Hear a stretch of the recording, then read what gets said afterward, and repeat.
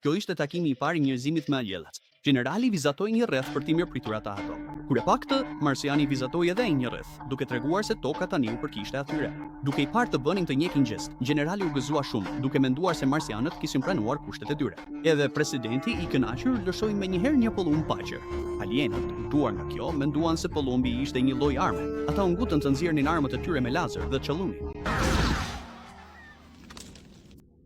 Para se generali të mund të reagonte, ai u vra nga alieni. Të gjithë metën të shtangur nga hiç parë. Ushtarët kaluan menjëherë në gjendje luftarake, por armët e alienëve ishin aq të avancuara sa topat dhe tanket e njerëzve ishin të padobishme.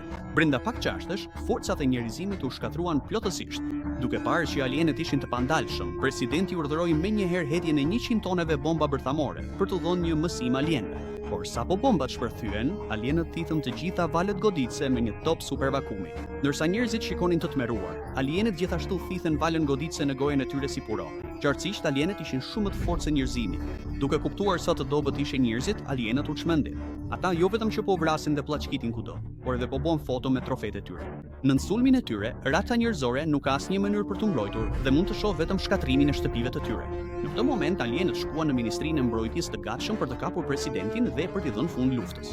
Ministri I Mbrojtjes mundi vetëm të ngrinte pistoletën si mbrojtje fundi, por pasi qelloi 10 herë, pala tjetër jo vetëm që nuk mori asnjë plag, por madje qeshje me të madhe. Pastaj ata nxorën një armë edhe më të avancuar, e zvogluan ministrin qindra herë dhe në fund e shkelën me